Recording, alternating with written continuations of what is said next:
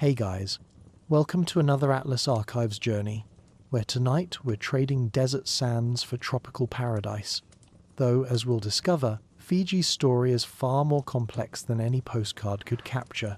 We're heading to a scattered collection of islands in the South Pacific, where cannibals once ruled, where British colonists accidentally created one of history's most fascinating social experiments, and where modern coups have been launched with the politeness you'd expect at a tea party. From volcanic peaks that still remember their fiery birth to coral reefs that house more colourful characters than a Shakespearean comedy, we'll explore how geography shaped a society so unique that even the British colonial administrators threw up their hands and said, "You know what? Let's just see what happens." Drop a comment below with where you're listening from. Whether you're in a London flat or a Tokyo apartment, it's amazing how these Pacific Island stories connect us all. And if you're planning to drift off during tonight's tale of chiefs, coups and constitutional crises, hit that subscribe button first. Your future sleepy self will thank you. So, dim those lights, find your most comfortable position, and let's sail into the beautifully complicated world of Fiji. Chapter 1. Paradise Found. Geography and Natural Wonders. Picture this. You're floating somewhere in the vast Pacific Ocean, roughly 1,300 miles northeast of New Zealand, and about 1,700 miles north of Australia. You're so far from everything that your GPS is probably having an existential crisis. But suddenly, emerging from the endless blue, like emeralds scattered by a giant with excellent taste in jewellery, you spot them, the Fiji Islands. Fiji is what geographers call an archipelago, which is a fancy word for a bunch of islands hanging out together.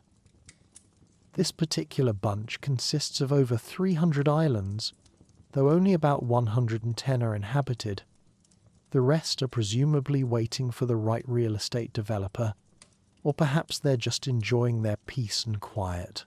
The two largest islands, Viti Levu and Vanua Levu, contain about 90% of the population, which makes sense because nobody wants to live on an island where the grocery store is a 3-hour boat ride away.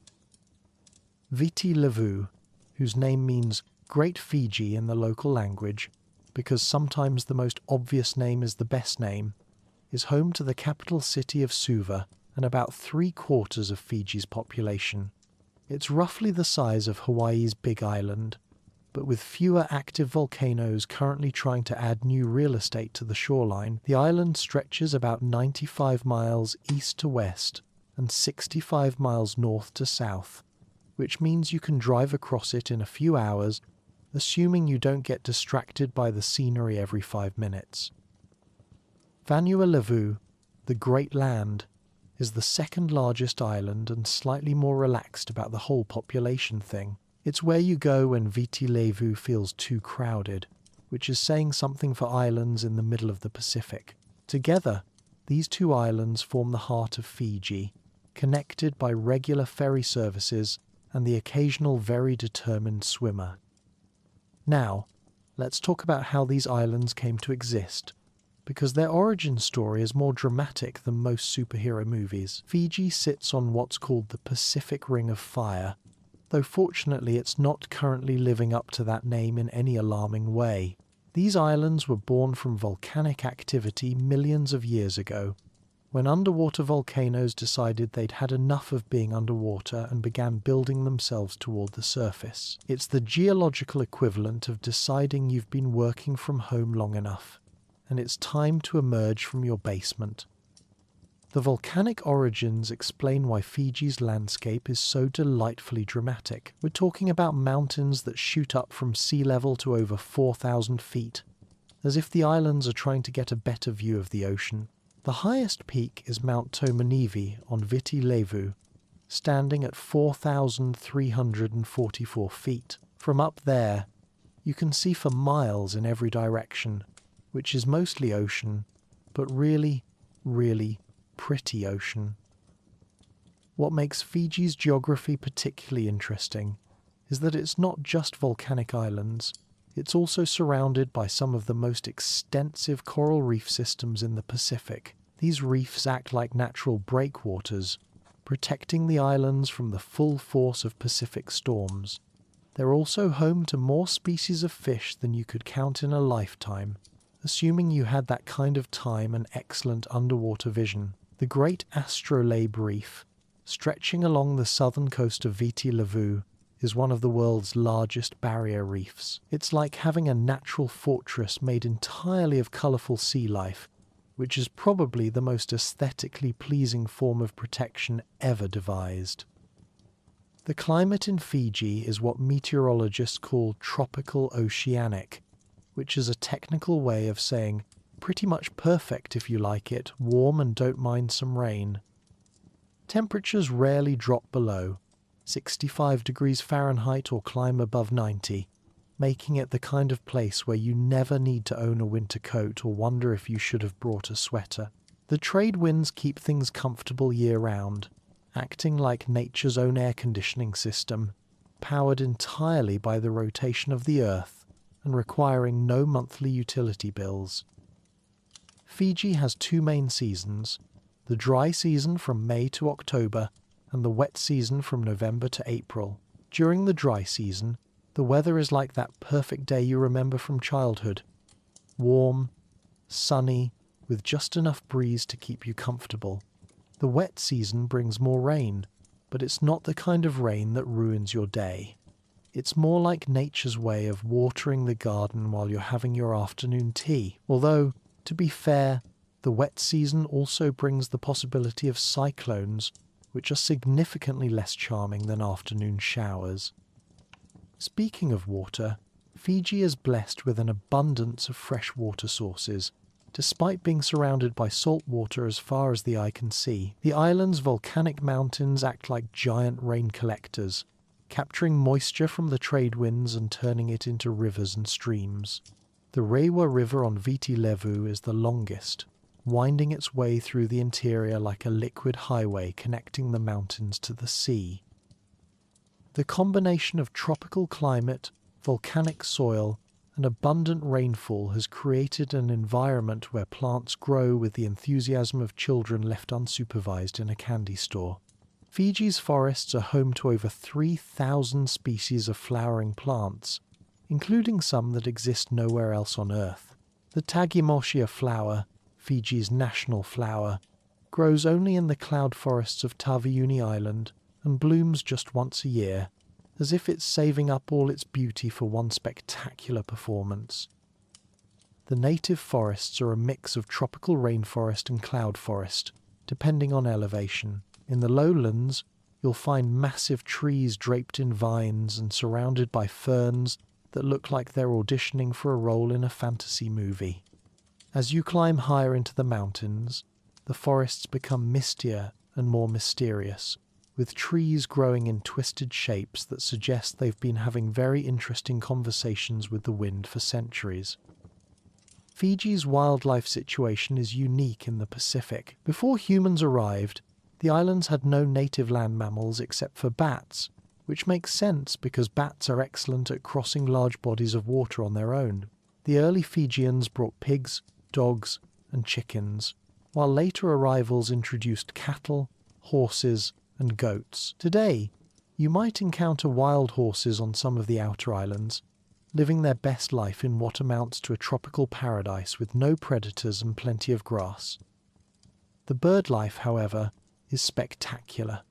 Fiji is home to over 100 bird species, including several found nowhere else on Earth. The Fiji goshawk, Fiji petrel, and Fiji parrotfinch are all unique to these islands, having evolved in splendid isolation to take advantage of specific ecological niches.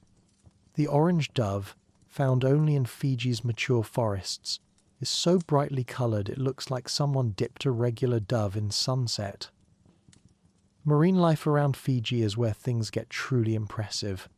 The waters surrounding the islands are home to over 1,000 species of fish, including massive schools of barracuda, colourful parrotfish, and reef sharks that are generally more interested in their own business than in bothering swimmers.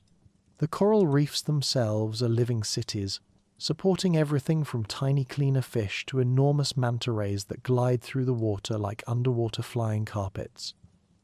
Fiji's location in the Pacific makes it a crucial waypoint for migrating species.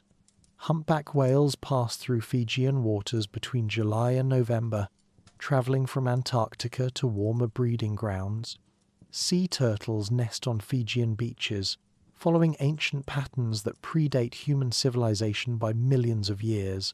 It's humbling to think that while humans have been in Fiji for only about 3,000 years, turtles have been using these beaches as maternity wards for geological ages. The mineral wealth of Fiji reflects its volcanic origins. Gold has been mined here since the 1870s, though not in quantities that would make anyone particularly wealthy overnight. The islands also have deposits of copper, silver, and various other minerals embedded in their volcanic rock. However, Fiji's greatest natural resource has always been its position and its beauty, rather than what's buried underground. Climate change poses significant challenges for Fiji's geography. Rising sea levels threaten low-lying areas and outer islands, while changing weather patterns affect rainfall and storm intensity. Some coastal communities have already had to relocate inland, becoming some of the world's first climate change refugees. The coral reefs, sensitive to water temperature changes, face bleaching events that can devastate entire ecosystems. It's a reminder that even paradise isn't immune to global environmental challenges. The geography of Fiji has shaped not just its ecology, but its entire human history. The scattered islands created distinct communities that developed their own dialects and customs while remaining connected by the sea. The protective reefs provided safe harbours for traditional Fijian vessels, while keeping out larger ships until European navigation technology advanced enough to find the passages through the coral. Today, Fiji's geography continues to define its character. The isolation that once protected indigenous cultures now supports a tourism industry that depends on that same sense of remoteness and natural beauty. The scattered islands that once made unified government challenging now provide opportunities for diverse economic development, from sugar cultivation in river valleys to tourism on pristine outer islands. As we drift off to sleep tonight, imagine yourself floating in those warm Pacific waters, surrounded by coral gardens and tropical fish, with trade winds carrying the scent of frangipani and the sound of waves gently lapping against volcanic shores. In the next chapter, we'll explore who first discovered this paradise and how they made it their home. But for now, let the geography of Fiji wrap around your dreams like a warm tropical breeze. Chapter 2. Before the world arrived, ancient Fiji and early peoples. 3,500 years ago, long before Europeans had figured out that the Earth wasn't flat, and probably wouldn't eat you if you sailed too far from shore, some remarkably brave people were already crossing thousands of miles of open Pacific Ocean in boats that would make modern sailors nervous just looking at them. These were the Lapita people, and they were about to become Fiji's first residents in what might be history's most impressive real estate acquisition. The Lapita culture gets its name from an archaeological site in New Caledonia, where their distinctive pottery was first discovered by scientists in 1952. It's the kind of name that sounds like it should be a type of coffee drink, but actually represents one of humanity's greatest maritime achievements. These people didn't just stumble across the Pacific accidentally, they planned, navigated, and colonized their way across 4,000 kilometers of ocean with the confidence of people who had clearly never heard the phrase, "That sounds incredibly dangerous." Archaeological evidence suggests that the Lapita people originated from Taiwan and the northern Philippines, part of the broader Austronesian expansion that would eventually populate islands from Madagascar to Easter Island.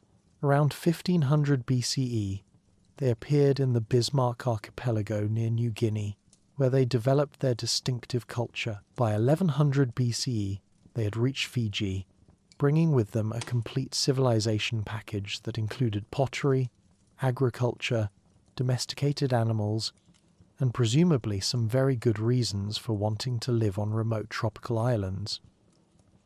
What makes the Lapita people particularly fascinating is their pottery, which archaeologists can identify from thousands of years and thousands of miles away. Lapita pottery featured intricate geometric patterns created through a technique called dentate stamping, where they pressed shells, combs, or specially carved tools into the clay before firing. The designs were incredibly sophisticated, featuring stylized human faces and complex geometric patterns that remained remarkably consistent across the vast Pacific region where Lapita sites have been found. The fact that we can trace these pottery patterns from the Bismarck archipelago all the way to Fiji, Tonga, and Samoa tells us that the Lapita people maintained cultural connections across enormous distances. It's like finding the same brand of coffee cup in New York and Tokyo, except instead of global shipping networks, they had outrigger canoes and an apparently unshakable belief in their navigation abilities. In 2002, archaeologists made a remarkable discovery that brought the Lapita people to life in a very literal way. They found a complete skeleton of a Lapita woman in central Fiji, whom they named Mana, meaning true in Fijian. Using computer modeling, scientists reconstructed her face, revealing features that showed a blend of Polynesian, Melanesian, and Asian ancestry. Mana lived around 800 BCE, and her remains provided crucial DNA evidence about the Lapita people's origins and their journey across the Pacific. DNA analysis of Lapita remains has confirmed that these people descended from populations in Taiwan and the northern Philippines, but also shows evidence of intermarriage with indigenous Melanesian populations they encountered along their journey. This makes sense when you consider the practicalities of long-distance migration. You don't just show up on someone's island and ignore the locals, especially when those locals might know important things like where to find fresh water and which fruits won't kill you. The Lapita people brought with them a sophisticated package of crops and animals that would transform the Pacific Islands. They introduced taro, yam, breadfruit, banana, and coconut, basically establishing the foundation of tropical agriculture. They also brought pigs, dogs, and chickens, making them responsible for introducing the first non-flying mammals to many Pacific islands. Unfortunately, they also probably brought the Pacific rat, though whether this was intentional or simply the result of rats being excellent stowaways is unclear. What's remarkable about Lapita settlement patterns is how carefully planned they appear to have been. They consistently chose islands with good harbours, fertile soil, and reliable water sources. They preferred to settle on smaller islands near larger ones, or on the coasts of larger islands, almost always with easy access to coral reefs for fishing. It's as if they had real estate agents scouting ahead, though their agents would have been remarkably skilled navigators with an eye for prime beachfront property. The Lapita people were master sailors and boat builders, though frustratingly, none of their original vessels have survived for archaeologists to study. What we do know from reconstructions and traditional knowledge is that they used double-hulled outrigger canoes capable of carrying families, supplies, and livestock across hundreds of miles of open ocean. These weren't pleasure craft. They were sophisticated vessels designed for long-distance migration and colonization. Navigation was accomplished without instruments, using instead an intricate knowledge of stars, currents, wave patterns, and wildlife behavior. Lapita navigators could read the ocean like a book, identifying islands beyond the horizon by the color of clouds, the flight patterns of birds, and the way waves reflected off distant land masses. It's the kind of skill that makes GPS systems seem almost quaint by comparison. By around 1000 BCE, the Lapita people had established themselves throughout Fiji, creating settlements that would evolve into the foundation of Fijian civilization. Over time, their culture would blend with later waves of Melanesian migration, creating the distinctive Fijian culture that Europeans would eventually encounter.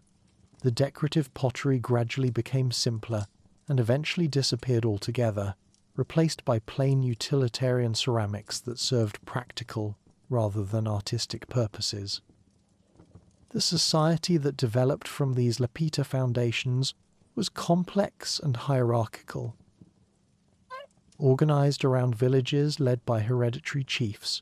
The basic social unit was the extended family or toka-toka, which grouped together to form matakali or clans, which in turn formed yavusa or tribes. Each level had its own roles and responsibilities, creating a social structure that was sophisticated enough to manage resources and resolve disputes across multiple communities.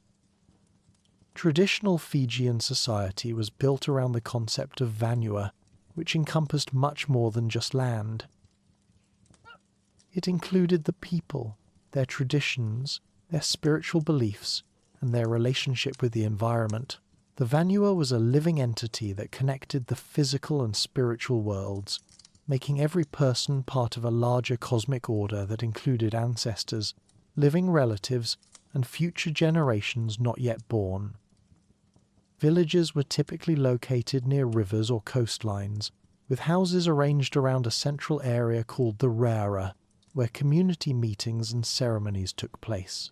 Traditional houses, or bua, were built with wooden frames and thatched roofs, elevated on stone foundations to keep them dry during heavy rains. The design was practical for the tropical climate while also reflecting social hierarchies. The chief's house was typically larger and positioned on slightly higher ground. The chief, or turaga, was not just a political leader but also a spiritual figure who connected the community with their ancestors and the gods. Chiefs were believed to possess mana, a spiritual power that gave them authority over both people and land. This wasn't inherited in the simple sense we might understand it today. Succession was based on complex genealogical calculations that ensured the most spiritually appropriate person became chief.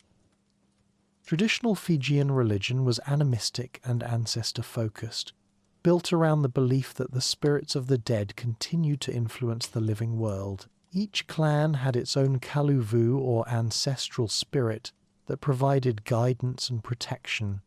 These spirits resided in special temples called bure kalu, where priests called bete would communicate with them during important ceremonies and decision-making processes. The natural world was alive with spiritual significance in traditional Fijian belief. Certain trees, rocks, and places were considered sacred, inhabited by spirits that demanded respect and proper ceremony. Breaking these taboos could bring disaster not just to individuals but to entire communities, making environmental stewardship a spiritual as well as practical necessity.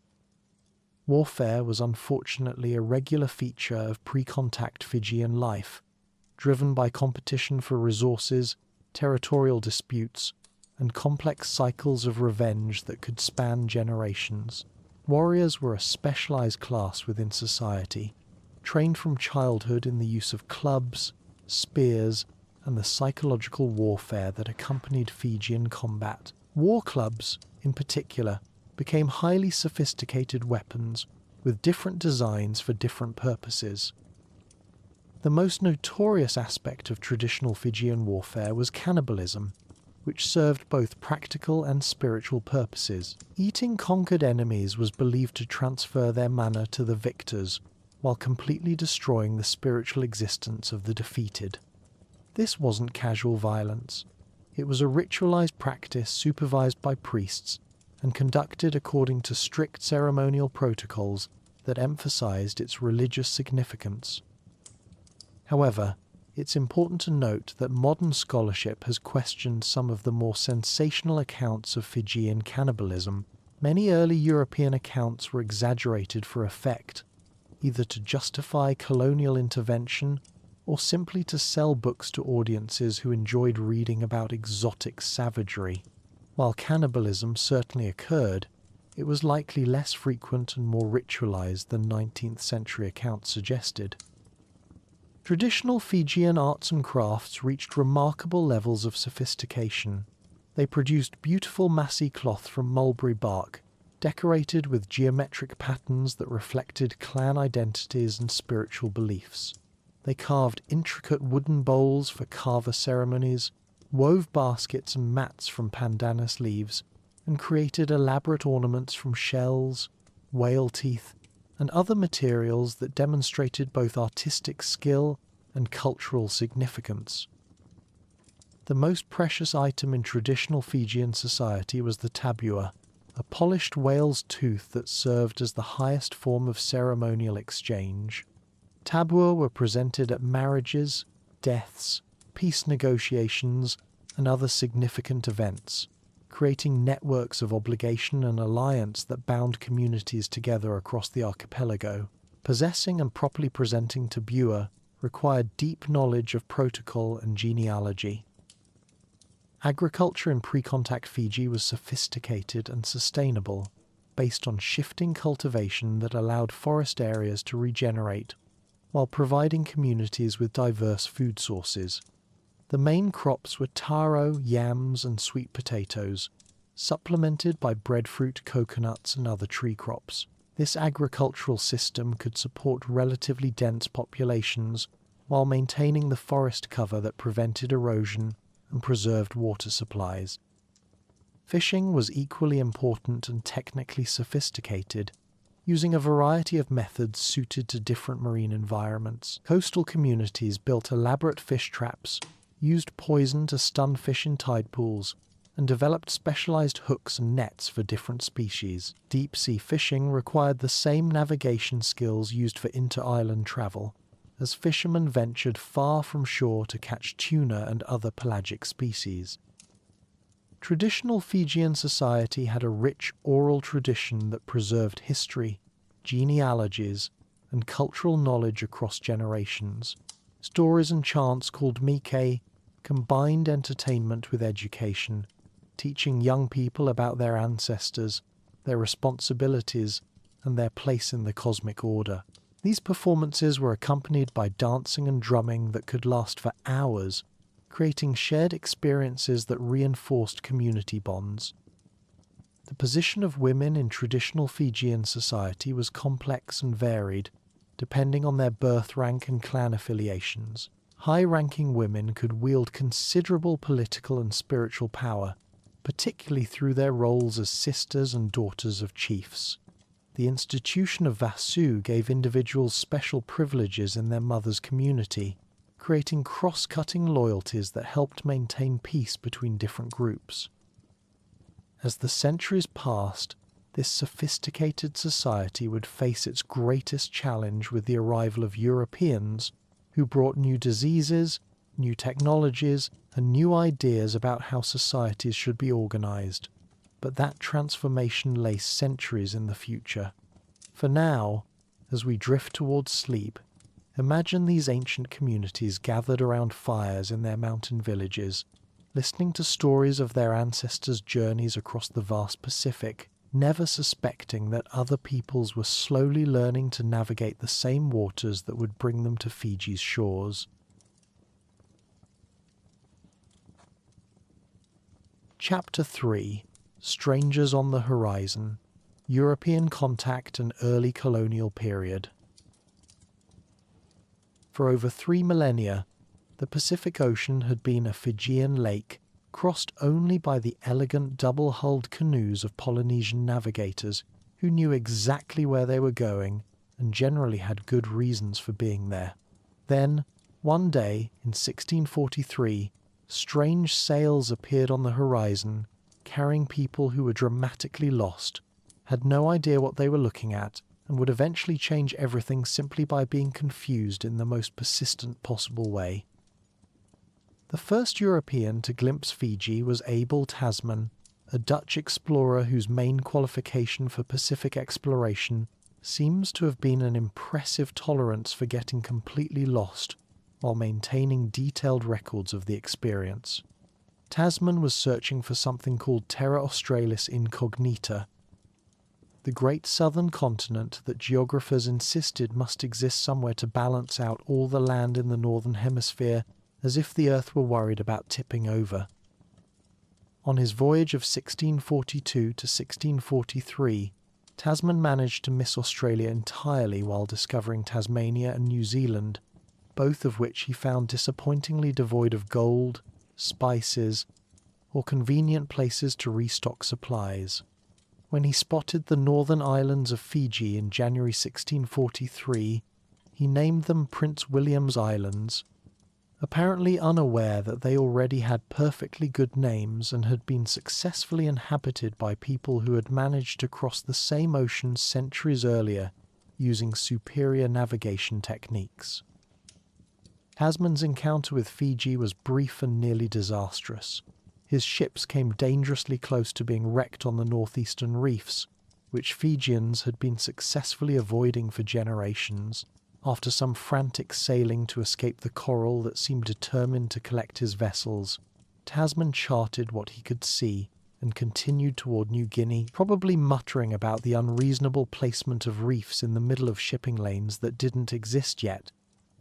From the Dutch East India Company's perspective, Tasman's voyage was a complete disappointment. He had failed to find the great southern continent, discovered no useful trade routes, and returned with news of islands inhabited by people who showed no interest in purchasing Dutch goods.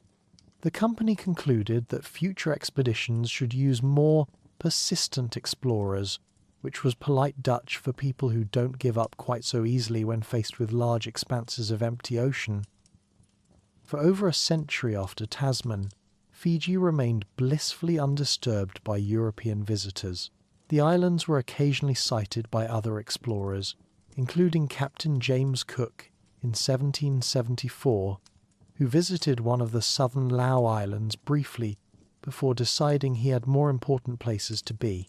Cook's encounter was so brief that he barely had time to realize he was looking at inhabited islands, let alone attempt any meaningful contact with their residents.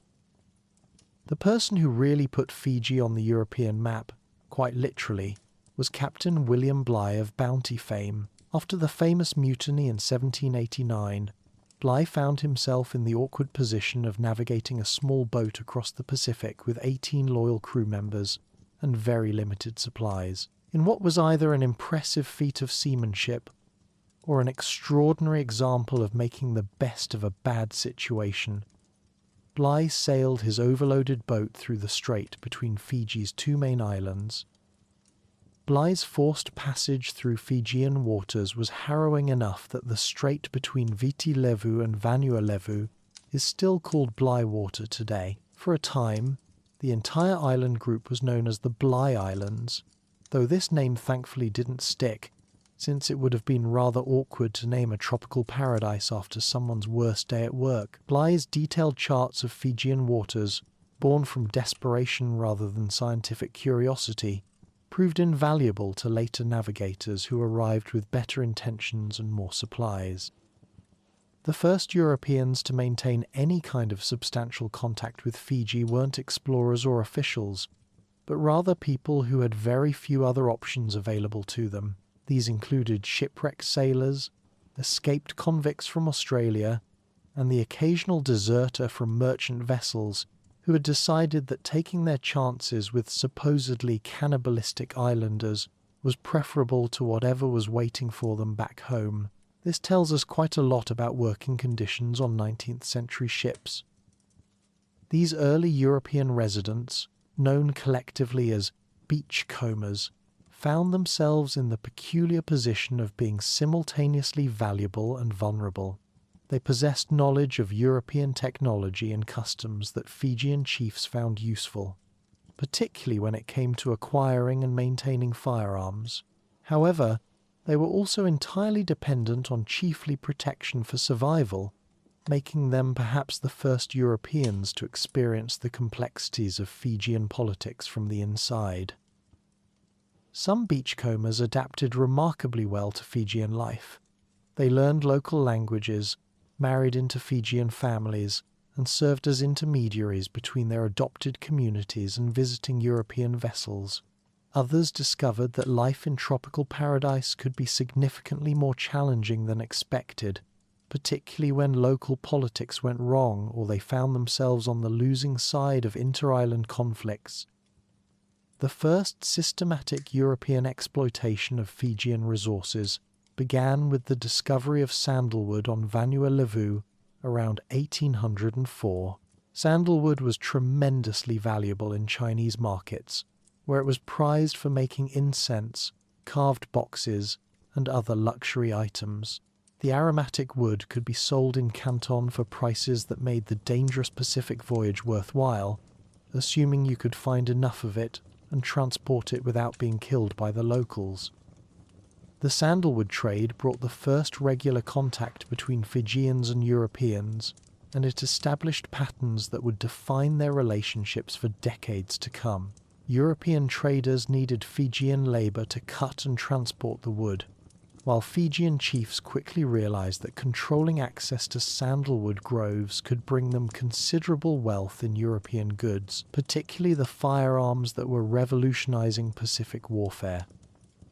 Tragically, the demand for sandalwood was so intense that Fiji's forests were systematically stripped of the valuable trees within just a few decades. By the 1820s, easily accessible sandalwood deposits were largely exhausted, forcing traders to look for other commodities that could justify the long voyage from Australia or America to the Pacific Islands.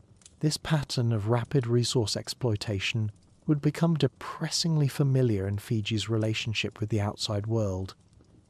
After sandalwood came the bêche de mer trade, which sounds much more exotic than it actually was. Bêche de mer, or sea cucumber, was another product valued in Chinese markets, where it was considered both a delicacy and an aphrodisiac, proving that people have been willing to eat remarkably unappealing things in the name of cuisine and romance throughout history. The creatures had to be collected, cleaned, and dried according to precise specifications, making this a labour-intensive trade that required extensive local cooperation.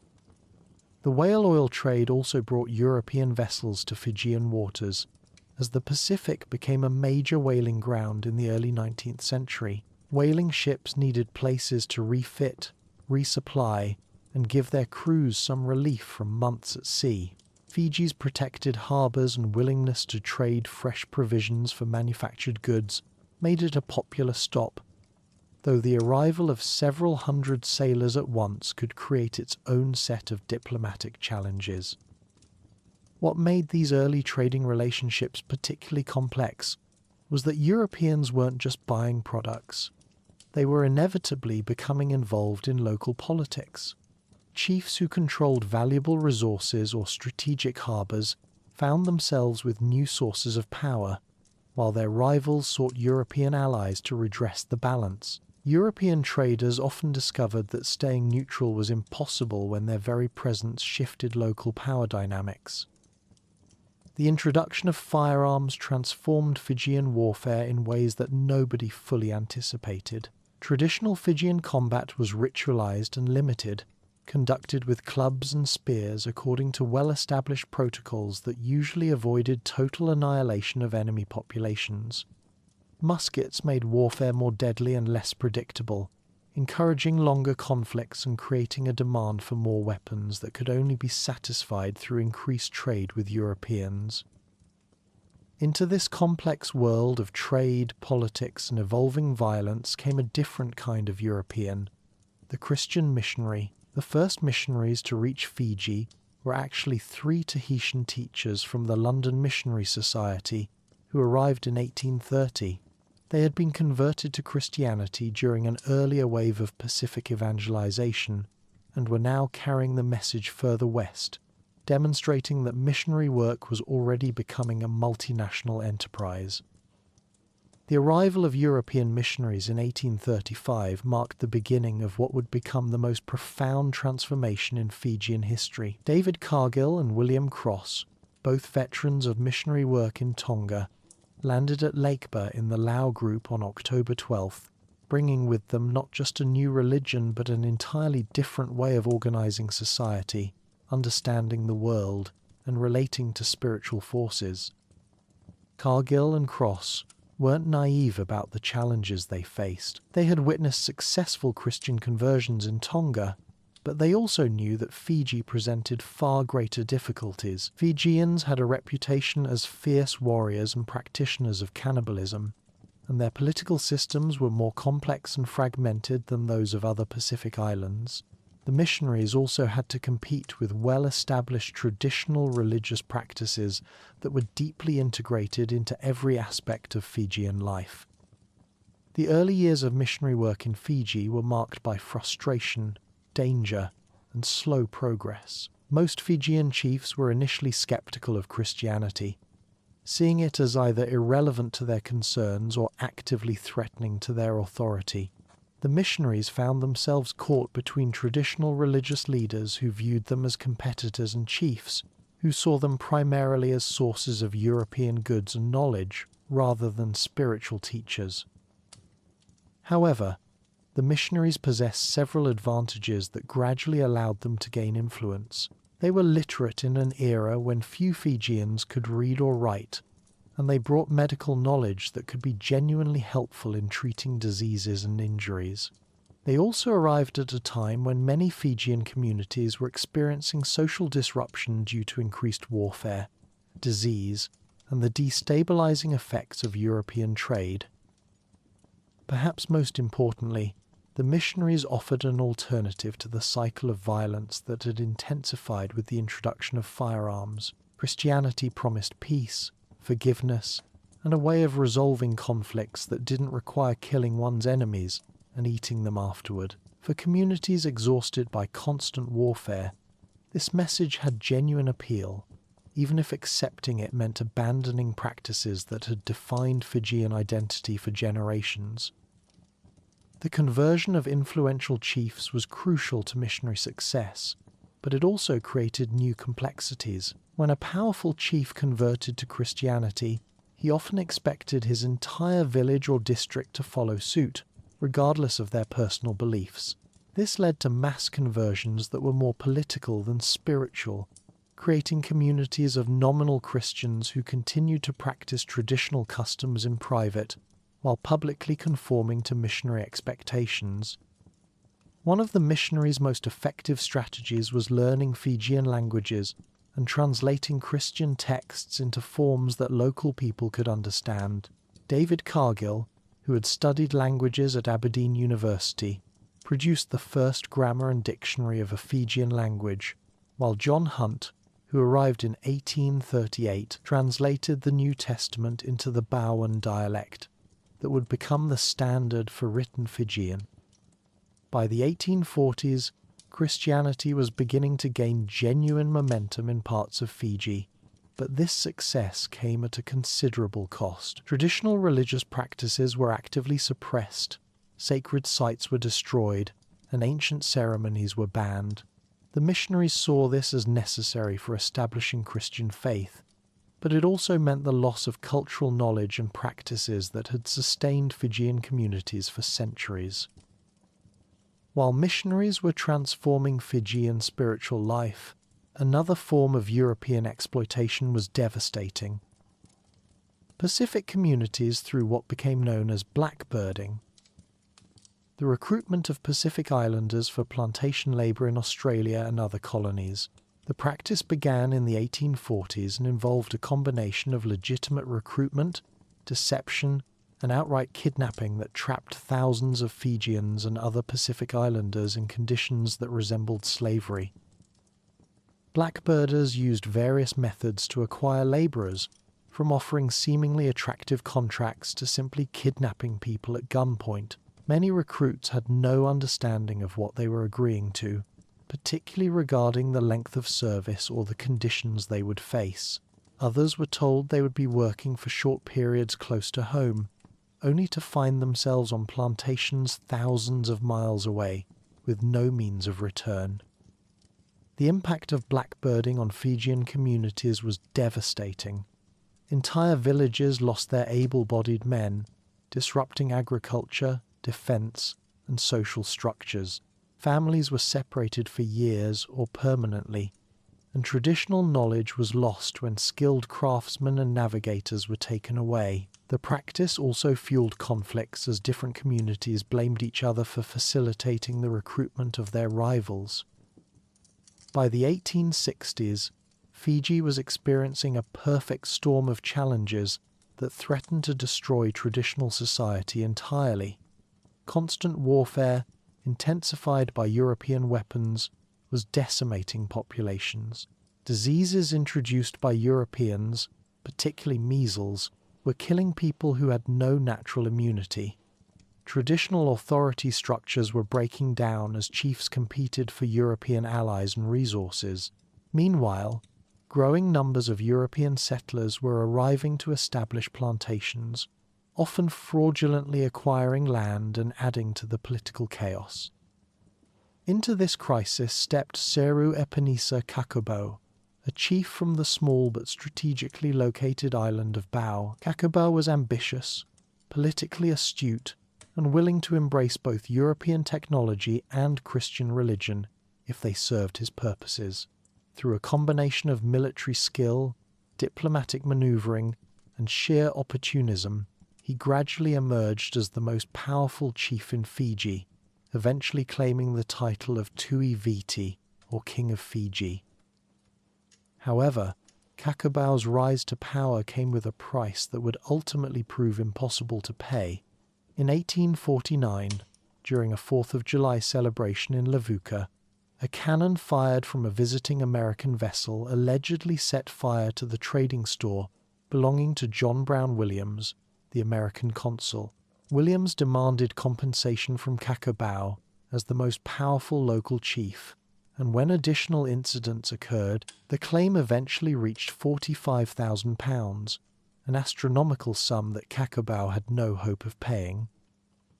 This debt to the United States would become the lever that ultimately brought Fiji under British control. Faced with the threat of American military intervention and unable to maintain order in his increasingly chaotic kingdom, Kakubo would eventually make a decision that seemed like the least bad option available. He would ask the British Empire to take over Fiji completely, assuming his debt and his problems in exchange for sovereignty over islands that were becoming ungovernable.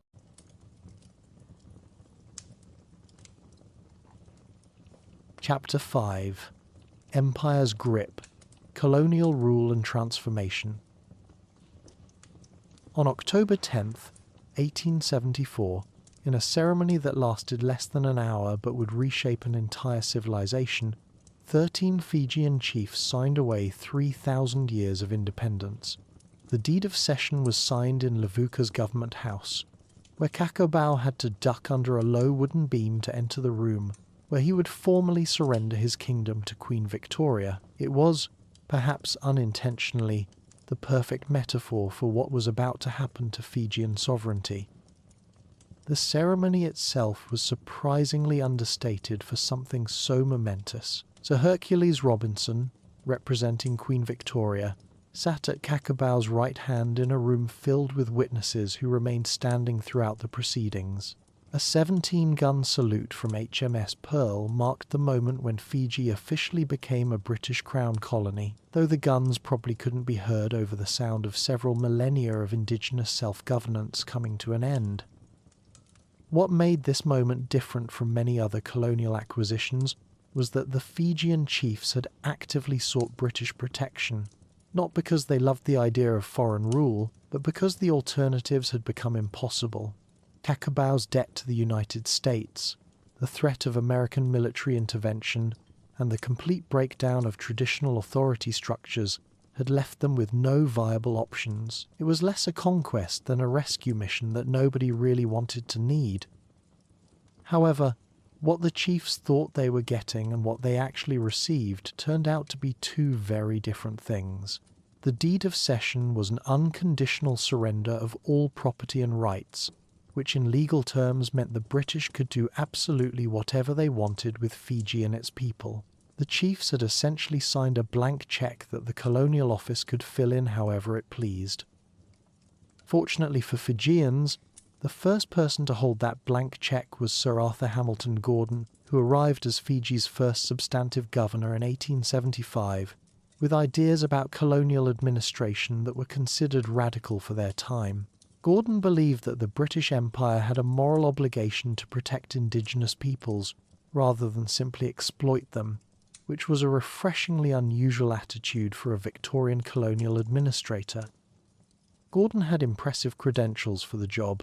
At 45, he already had 15 years of experience governing British colonies, including New Brunswick, Trinidad, and Mauritius. His father had been Prime Minister of Britain, and he counted William Gladstone as a family friend.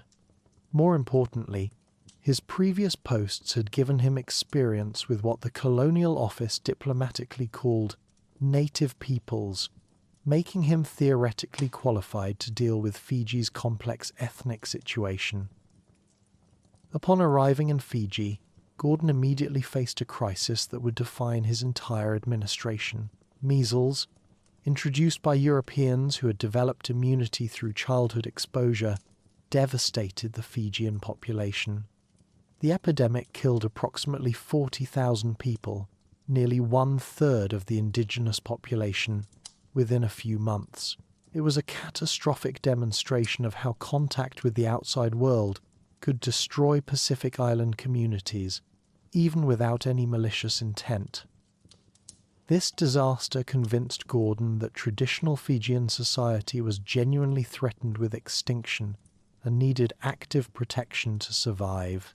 He developed what became known as the Fijian policy, designed to preserve indigenous culture and social structures while somehow making the colony economically viable. It was an ambitious attempt to create a form of colonialism that wouldn't destroy the people being colonized, though whether such a thing was possible remained to be seen. Gordon's approach was built on the principle of indirect rule, which meant governing through existing traditional structures rather than replacing them with European institutions. He divided Fiji into provinces that roughly corresponded to traditional tribal boundaries and appointed indigenous chiefs as provincial administrators. The idea was to preserve Fijian authority while channeling it through British-controlled bureaucratic systems. The centerpiece of this system was the Great Council of Chiefs, established in 1876 as an advisory body that gave traditional leaders a formal voice in colonial administration. The council met annually to discuss issues affecting indigenous Fijians and provide guidance to the governor. While it had no legislative power, its recommendations carried considerable weight, creating a unique partnership between traditional and colonial authority. Gordon also implemented strict controls on land ownership that were designed to prevent the kind of massive land loss that had devastated indigenous populations in other colonies. He declared that indigenous Fijians could not sell their land to Europeans, and established a system where traditional communal ownership was legally protected under colonial law. This meant that Fijians would remain connected to their ancestral territories, even under British rule. However, protecting Fijian land and culture created an immediate economic problem. How could the colony generate enough revenue to pay for its administration without exploiting its indigenous population? Cotton plantations had failed, and the sugar industry needed large amounts of cheap labor that Gordon was unwilling to extract from Fijian villages. His solution would introduce an entirely new population to Fiji and create social dynamics that continue to shape the islands today. Gordon looked to India, where other British colonies had successfully recruited indentured labourers for plantation work. The system was simple in concept. Indians would sign 5-year contracts to work on Fiji's sugar plantations, receive free passage to Fiji and guaranteed employment, then either return to India at their own expense or stay in Fiji as free immigrants after completing their contracts. What could possibly go wrong with a system that transported people halfway around the world to work in conditions they couldn't possibly understand before agreeing to them? On May 14, 1879, the first ship carrying Indian indentured labourers arrived in Fiji. The Leonidas brought 498 Indians from Calcutta to Levuka, beginning a program that would eventually transport over 60,000 people from the Indian subcontinent to Fiji's sugar plantations. The workers called their contracts gurmit, a corruption of the English word agreement, and became known as gurmitias, people bound by these agreements that few of them could actually read. The recruitment process in India was often misleading or outright fraudulent. Agents known as archipelagos scoured rural areas looking for people desperate enough to sign contracts for work in distant colonies.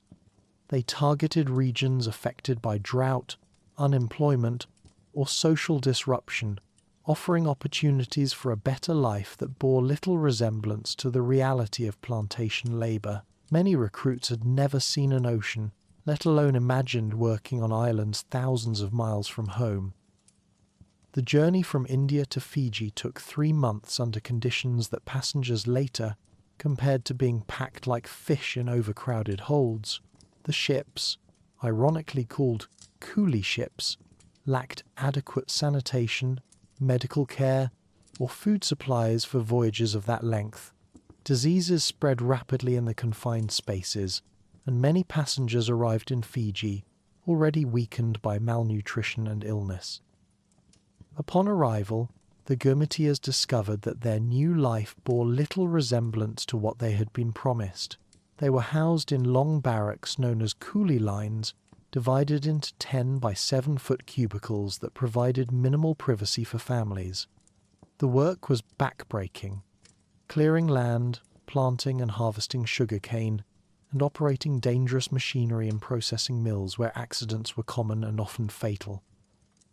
The plantation system was designed to extract maximum labour at minimum cost. Workers were required to complete daily tasks that often took much longer than the official 10-hour workday, and those who failed to meet quotas could be prosecuted under criminal law for breach of contract. Wages were low, food was inadequate, and medical care was minimal. Workers who tried to leave the plantations without permission could be arrested and forcibly returned, making their condition remarkably similar to slavery, despite the legal fiction of voluntary contracts. Women Gurmitias faced additional hardships beyond the general brutality of the plantation system. They were vastly outnumbered by men, about 1 woman for every 3 men among the indentured population, which created social tensions and made them vulnerable to sexual exploitation. Many were assigned to domestic work in plantation managers' houses, where they had little protection from abuse while being isolated from their own communities. The psychological toll of indenture was enormous. Workers had been torn from familiar environments and thrust into completely alien conditions where their languages, customs, and religious practices were often suppressed or ignored. Many fell into despair, and Fiji recorded the highest suicide rates among all the indentured colonies during this period. The system broke families apart and destroyed traditional social structures, leaving individuals adrift in a hostile environment. However, the Gurmitias were not passive victims of this system. They organized resistance almost immediately, creating new forms of identity and community solidarity under the most difficult circumstances. They called themselves Gurmitias as a way of claiming ownership over their experience and building connections across the ethnic, caste, and regional divisions that had separated them in India. This shared identity became a foundation for collective action against plantation abuses. Resistance took many forms, from individual acts of defiance to organized strikes and protests. Workers would deliberately work slowly, damage equipment, or simply disappear into Fiji's interior when conditions became unbearable. Women often protected each other from sexual assault by intervening in groups when overseers threatened individual workers. In 1920, women would lead a major labour strike protesting inadequate food supplies. The plantation companies, primarily the Australian Colonial Sugar Refining Company, profited enormously from this system, while the costs were borne by the workers and the colonial government. CSR repatriated most of its profits to Australia and New Zealand, meaning that much of the wealth generated by Fijian labour and land flowed out of the colony rather than contributing to local development. Meanwhile, Gordon's policy of protecting indigenous Fijians from plantation labour meant that two completely separate communities were developing in Fiji, with minimal contact between them. Fijians remained in their traditional villages under the authority of chiefs and colonial administrators, while Indians worked on plantations under entirely different legal and social systems. This separation was intentional but would create long-term problems that continue to affect Fiji today. The indenture system officially ended in 1916 following mounting criticism in Britain and India about the conditions under which gurmitias worked. However, the system continued unofficially until 1920, when the last indentured workers were finally freed from their contracts.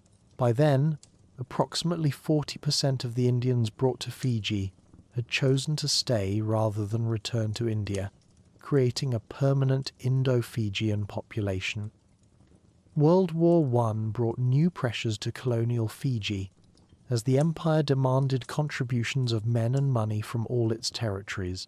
Fijian chiefs, demonstrating their loyalty to the crown, provided both soldiers and financial support for the war effort. However, the war also exposed tensions within Fiji's colonial system, as different communities had different relationships with the imperial government and different levels of obligation to support British military ventures. By 1920, colonial Fiji had developed into a complex plural society with three distinct communities: indigenous Fijians living under traditional authority structures, Indo-Fijians working primarily in agriculture and small business, and Europeans controlling government and large-scale economic enterprises. Each group had different legal status, different economic opportunities, and different relationships with the colonial state. The success of Gordon's policy in preserving Fijian land and culture came at the cost of creating a society divided along ethnic lines, where different racial groups had different rights and obligations under colonial law. This system would prove remarkably durable, surviving independence in 1970 and continuing to influence Fijian politics into the 21st century.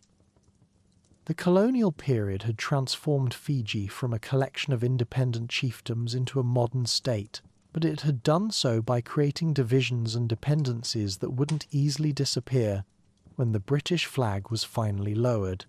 As we drift towards sleep, we leave Fiji in 1920, a colonial society that had achieved stability and economic growth, but at the cost of introducing social complexities that would challenge the islands long after independence. The empire's grip had indeed transformed Fiji, but whether that transformation was ultimately beneficial remained an open question that future generations would have to answer for themselves.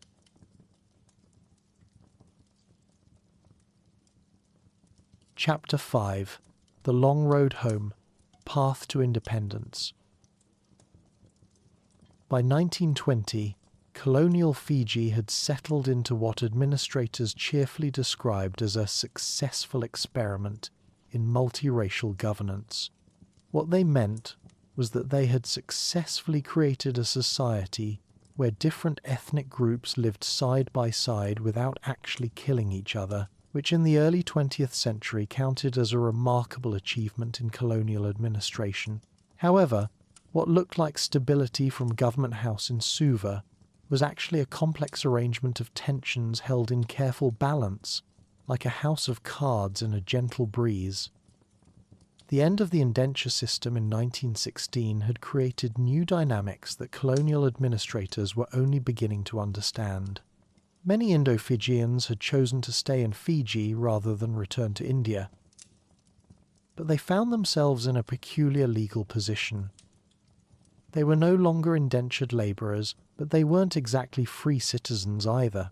They could work where they pleased and live where they could afford, but they couldn't vote, couldn't own land in most areas, and had limited access to education and professional opportunities. Meanwhile, indigenous Fijians remained under the protective umbrella of Gordon's policies, which preserved their land rights and traditional authority structures, but also kept them largely isolated from the modern cash economy. Many lived in villages where life continued much as it had for generations, except that their chiefs now reported to British administrators and collected taxes for the colonial government. It was a system that worked reasonably well, as long as nobody asked too many questions about democracy or equal rights. The first challenges to this arrangement came not from political activists, but from practical problems that the system couldn't solve. Indo-Fijians who had completed their indenture contracts wanted to lease land to start farms and businesses, but the protective legislation that safeguarded Fijian land made this difficult. European settlers wanted more political representation to match their economic influence, but expanding the franchise threatened to upset the careful ethnic balance that kept the colony stable. World War II changed everything by demonstrating that the Pacific was no longer a remote backwater, but a crucial strategic theatre where global conflicts would be decided. Fiji suddenly found itself hosting massive Allied military bases, with over 100,000 American and New Zealand troops stationed on the islands at the war's peak. For many Fijians, both indigenous and Indo-Fijian, this was their first extensive contact with people from the outside world who treated them as equals rather than colonial subjects. The war also exposed the contradictions inherent in fighting for democracy abroad while maintaining colonial rule at home. Fijian soldiers who served with distinction in the Solomon Islands campaign returned home to find themselves still excluded from meaningful participation in their own government.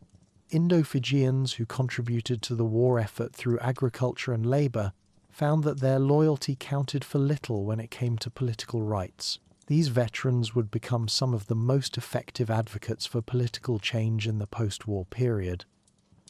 The emergence of independence movements across Asia and Africa in the 1940s and 50s created pressure on Britain to modernise its colonial policies. The old system of governing through traditional elites and racial categories was becoming internationally embarrassing, particularly as the United Nations began promoting principles of self-determination and human rights. Colonial administrators in Fiji found themselves caught between local demands for greater autonomy and London's instructions to prepare for eventual decolonisation. Into this changing world stepped a new generation of Fijian leaders who had been educated in universities abroad and returned with ideas about democracy, nationalism, and modern governance. The most prominent of these was Ratu Sir Kamises Mara, a young chief from the Lau Islands who had studied medicine in New Zealand and history at Oxford University. His great-uncle, Ratu Sir Lala Sukuna, who was already regarded as Fiji's paramount chief, recognised Mara's potential and began grooming him for leadership. Mara was an unusual figure in Pacific politics, a traditional chief who understood modern institutions, a Fijian nationalist who believed in multiracial cooperation, and a conservative who was willing to embrace radical changes when circumstances required them. His education had exposed him to democratic ideals, but his chiefly background gave him the authority to speak for indigenous Fijians in ways that educated commoners could not. He would become the central figure in Fiji's transition to independence. On the Indo-Fijian side, leadership was emerging from a different tradition. D. Patel, a lawyer who had been educated in India and worked with Mahatma Gandhi's independence movement, arrived in Fiji in 1928 and quickly became the voice of Indo-Fijian political aspirations. Patel believed in common roll voting, a system where all citizens would vote together regardless of race, and saw Fiji's ethnic divisions as artificial barriers created by colonial policies rather than natural differences between peoples.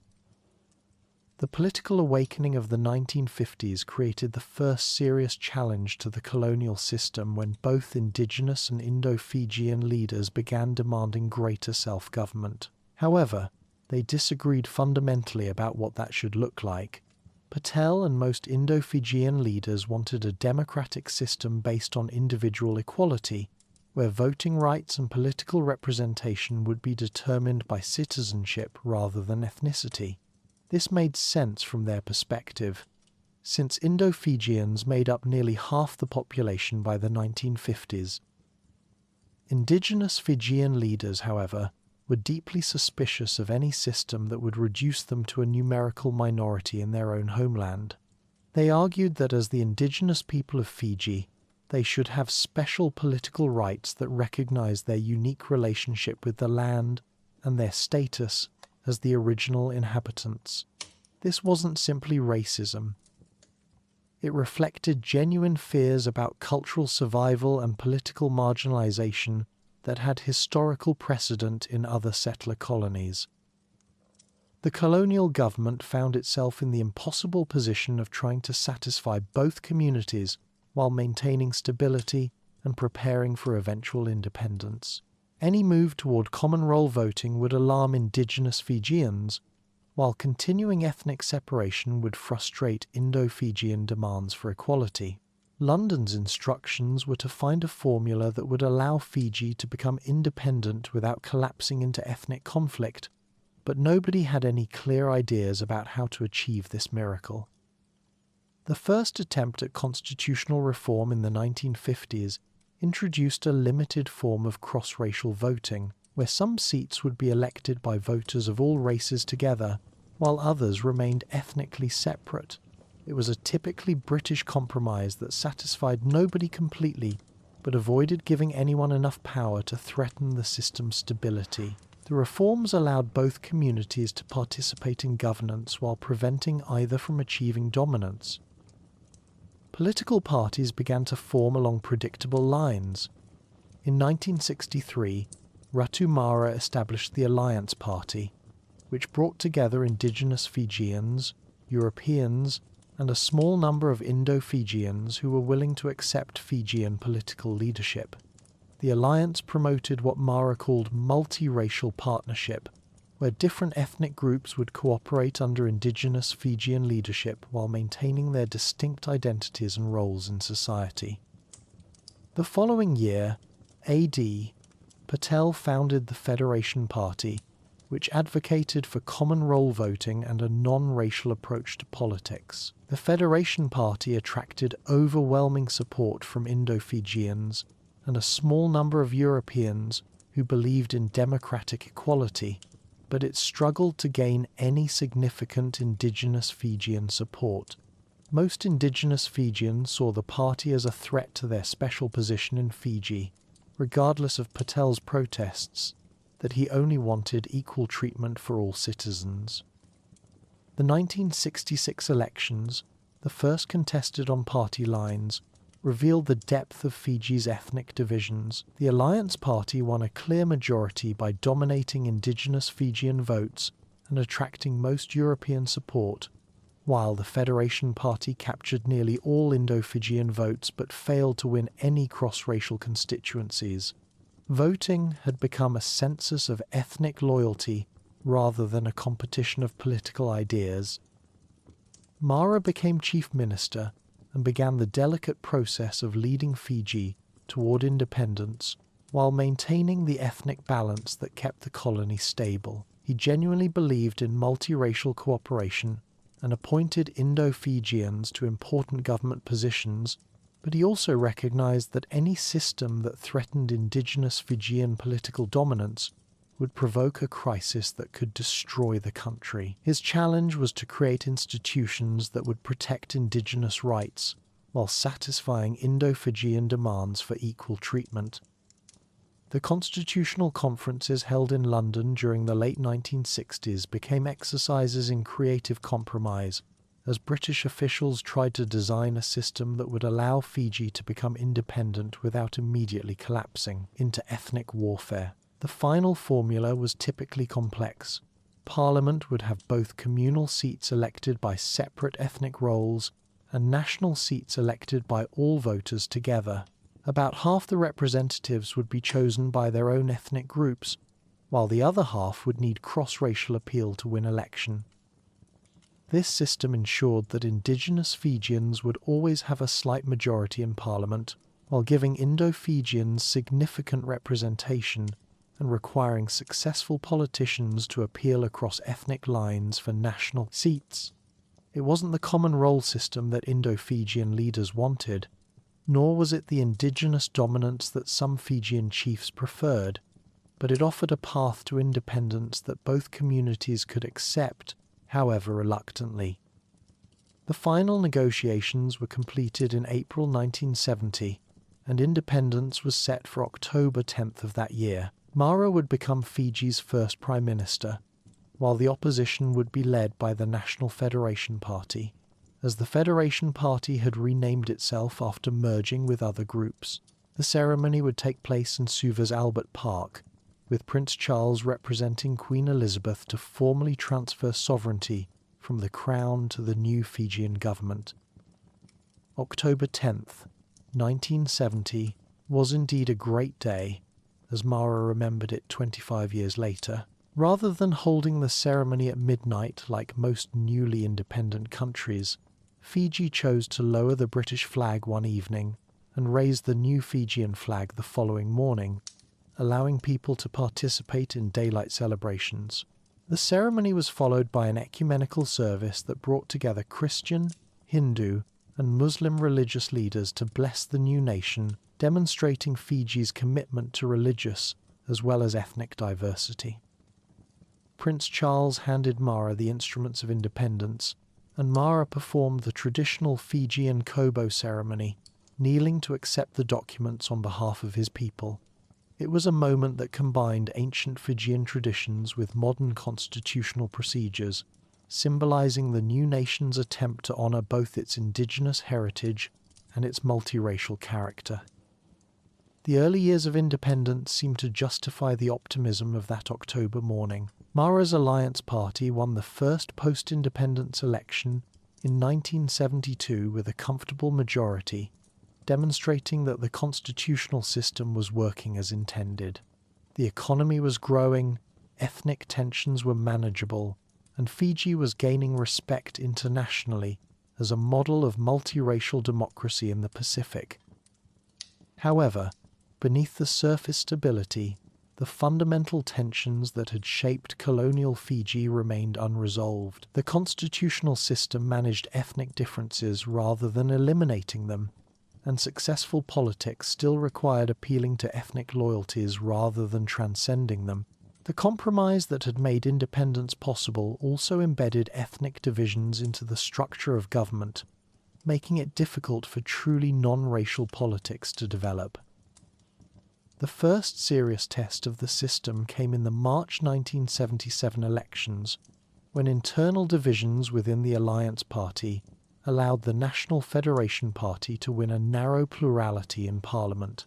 However, the NFP was unable to form a government because it split into factions over leadership and policy, creating a constitutional crisis that lasted several days. The Governor-General eventually reappointed Mara as Prime Minister, but the episode revealed how fragile Fiji's democratic institutions actually were. The second election held that September saw the Alliance Party return to power with an increased majority, but the events of 1977 had demonstrated that Fiji's ethnic balance could be upset by relatively small changes in voting patterns. The constitutional system that had seemed so carefully balanced now looked vulnerable to the kind of political miscalculations that could trigger a crisis. As the 1970s continued, both communities began to feel that the independent settlement was failing to address their long-term concerns. Many indigenous Fijians believed that the constitutional protections for their special position were inadequate, and that demographic trends favoured the Indo-Fijian population. Many Indo-Fijians felt that they remained second-class citizens despite constitutional equality, excluded from land ownership and subjected to subtle but persistent discrimination in employment and education. The stage was being set for conflicts that would ultimately tear apart the careful compromises of independence. But for now, those problems lay in the future. As we prepare for sleep tonight, we leave Fiji in 1970, a newly independent nation, celebrating its freedom while carrying within its constitutional structure the same ethnic divisions that had shaped its colonial history. Independence had been achieved, but whether it could be sustained would depend on the wisdom of future leaders and the willingness of different communities to honour the compromises that had made freedom possible. Chapter 6: Modern Fiji: Democracy, Coups, and Contemporary Challenges. As the 1980s progressed, the carefully balanced independent settlement that had seemed so promising in 1970 began to show dangerous cracks. The constitutional system designed to manage ethnic differences was working exactly as intended, perhaps too well. Elections continued to function as censuses of ethnic loyalty rather than competitions between different visions for Fiji's future, and politicians found success by appealing to their own ethnic communities rather than reaching across communal lines. The economic changes of the 1980s also created new pressures that the independence constitution had not anticipated. Tourism was growing rapidly, bringing foreign investment and employment opportunities, but also social changes that challenged traditional values. The sugar industry, still dominated by Indo-Fijian farmers, was facing international competition and declining prices. Young people of all ethnicities were leaving their traditional communities for urban areas, creating new social dynamics that didn't fit neatly into the old ethnic categories. By the middle of the decade, it was becoming clear that Fiji's political system was not evolving toward the multiracial democracy that the independence generation had hoped for. Instead, it seemed to be calcifying into permanent ethnic divisions where each community viewed politics as a zero-sum competition for scarce resources and political power. The Alliance Party continued to dominate through indigenous Fijian support, while the National Federation Party remained confined to the Indo-Fijian community, despite its leaders' dreams of becoming a truly multiracial movement. Into this increasingly polarized environment came a new political force that would shatter the delicate ethnic balance and plunge Fiji into a crisis that would haunt it for decades. The Fiji Labour Party, founded in 1985, represented something genuinely new in Fijian politics, a party that tried to organise voters around economic interests rather than ethnic identity. Led by Dr. Timoshi Bavadra, an indigenous Fijian medical doctor, the party attracted supporters from all ethnic communities who were concerned about inequality, unemployment, and social justice. The 1987 election campaign revealed just how fragile Fiji's ethnic accommodation really was. For the first time since independence, a significant number of indigenous Fijians voted for a party that was not explicitly committed to indigenous political dominance. The Labour Party formed a coalition with the National Federation Party, creating the first genuinely multiracial government in Fiji's history. Dr. Bavadra became Prime Minister, fulfilling the independence generation's dream of politics transcending ethnic boundaries. Unfortunately, not everyone shared this optimistic vision of Fiji's future. On May 14, 1987, exactly 1 month after the new government took office, Lieutenant Colonel Sitiveni Rabuka marched into Parliament with 10 masked soldiers and arrested the entire cabinet. Speaking to the nation on radio, Rabuka declared that he had acted to preserve the Fijian way of life and prevent ethnic conflict. He claimed the new government threatened indigenous Fijian land rights and traditional authority, despite the fact that these were protected by the constitution. The first coup was supposed to be a temporary intervention to allow emotions to cool and a compromise to be negotiated. Governor-General Ratu Sir Penaya Ganilau, himself a paramount chief, worked for months to find a formula that would satisfy both the deposed government and the coup leaders. The result was the Juba Accord of September 23rd, which provided for a government of national unity that would include both Bavadra and former Prime Minister Mara under the Governor-General's leadership. But Rabuka had not spent 4 months planning a coup only to see power return to the politicians who had started the crisis in the first place. On September 25th, fearing that his first coup was about to be undone by negotiations, he staged a second coup that abolished the monarchy, declared Fiji a republic, and installed a military government under his direct control. The careful constitutional arrangements that had made independence possible lay in ruins, replaced by naked military force. The coups had catastrophic consequences for Fiji's economy and society.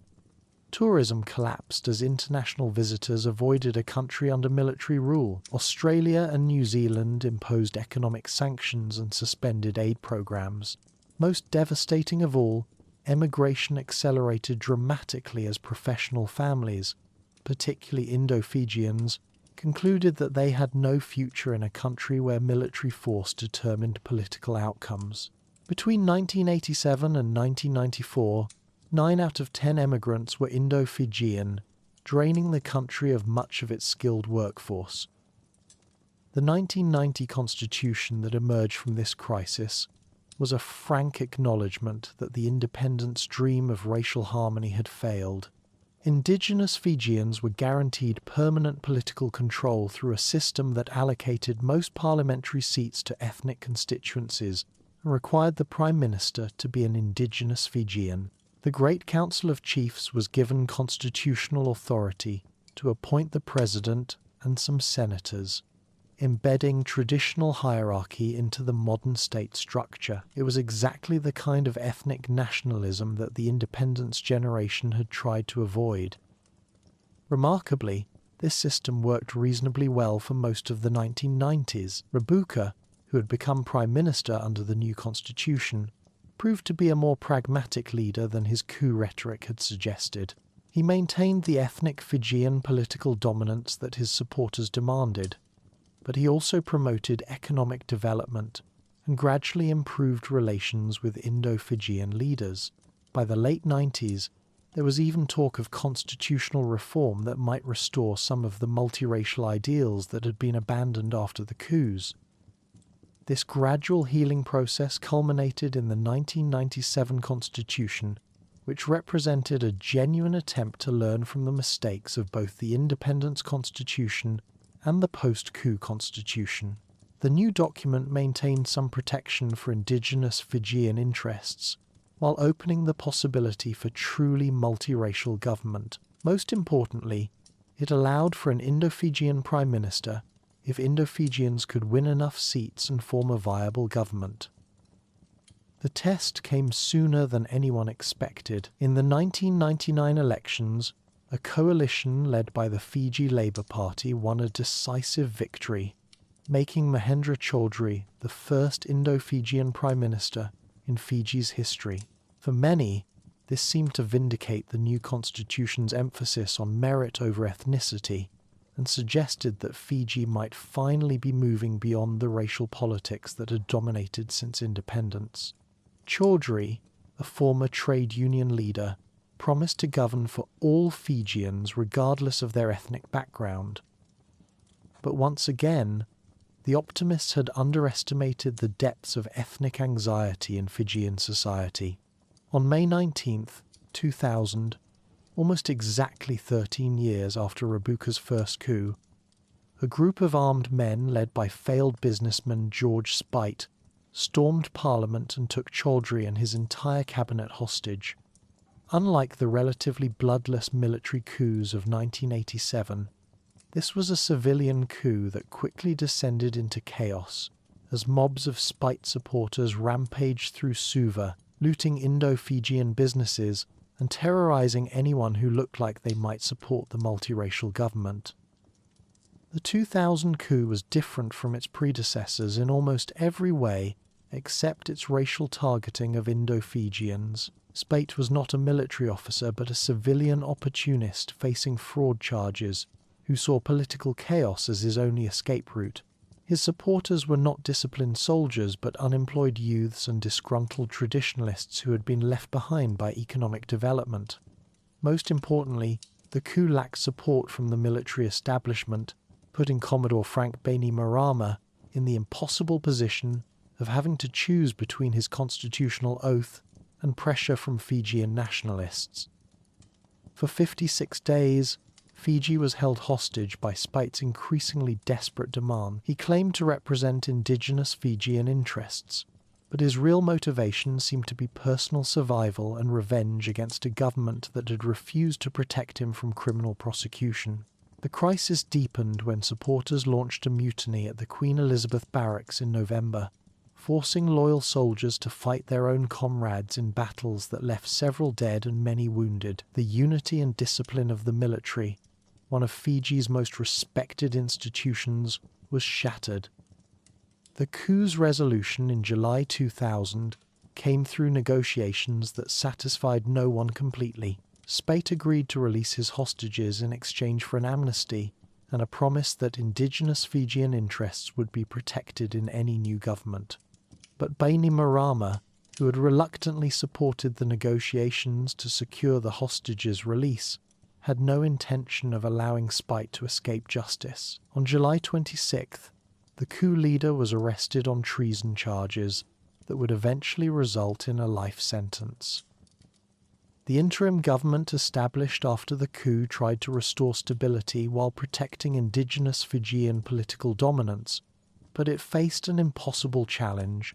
The economy was in ruins, international relations were severely damaged, and emigration was accelerating again as skilled professionals concluded that Fiji had become ungovernable.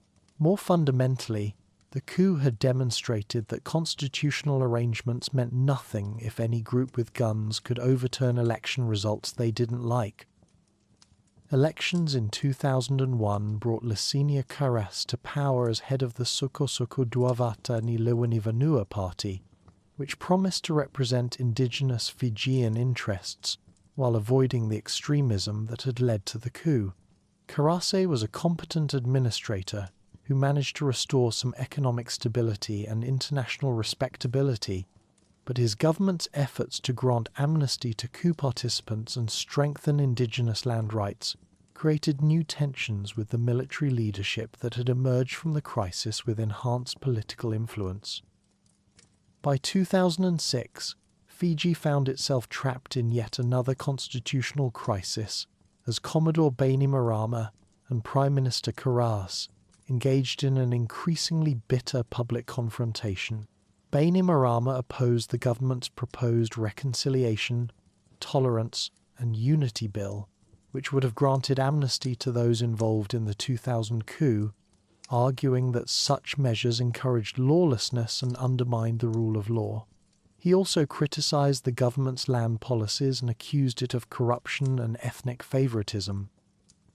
On December 5th, 2006, after months of threats and failed negotiations, Bainimarama made good on his promise to remove what he called a corrupt and divisive government.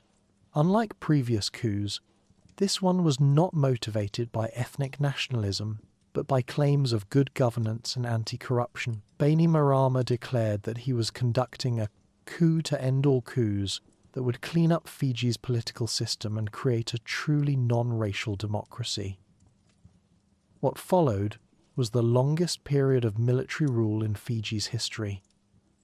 Bainimarama suspended the constitution, dismissed the judiciary, imposed censorship on the media, and ruled by decree for 8 years, while promising that elections would be held when the time is right.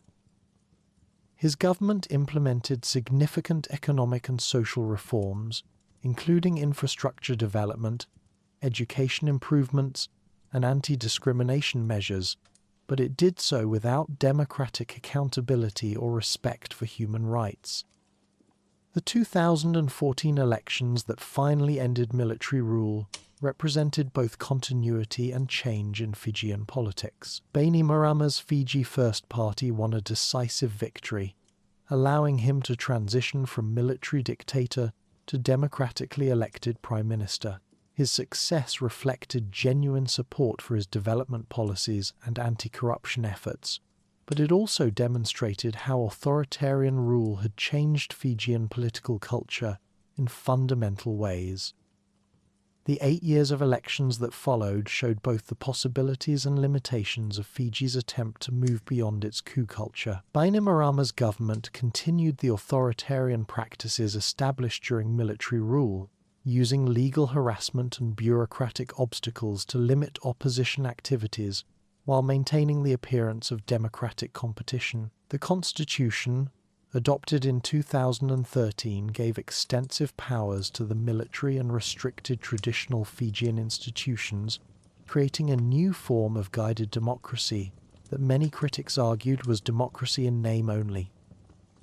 The dramatic change came in December 2022, when a coalition of opposition parties managed to defeat Bainimarama and install Sitiveni Rabuka, the same man who had led the 1987 coups, as Prime Minister.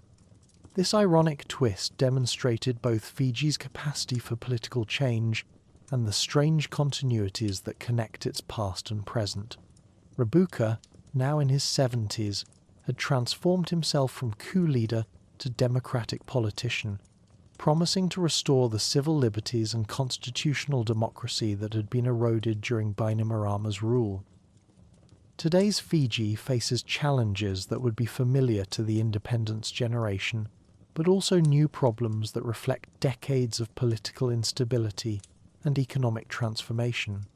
The ethnic divisions that have shaped politics since independence remain real, but are overlaid by class, generational, and regional differences that complicate simple racial narratives. Climate change threatens the very existence of some communities, while economic inequality affects all ethnic groups and creates new sources of social tension. The tourism industry that now dominates the economy has created prosperity for some, but has also increased dependence on foreign visitors and global economic cycles. The sugar industry that brought Indo-Fijians to Fiji continues to decline, forcing difficult decisions about land use and rural development. Meanwhile, emigration has changed the demographic balance, with indigenous Fijians now a clear majority, but also struggling with high poverty rates and limited economic opportunities.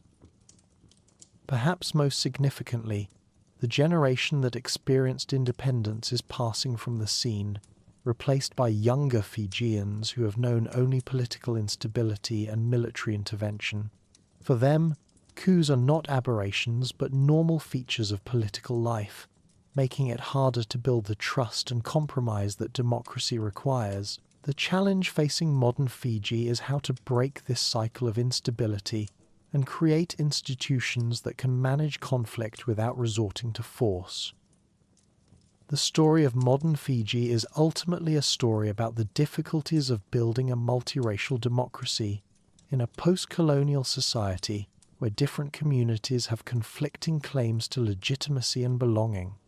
The constitutional engineers of independence believed they could design institutions that would gradually reduce ethnic tensions and promote national unity, but they underestimated how powerfully the colonial legacy of racial division would shape political competition in the new state.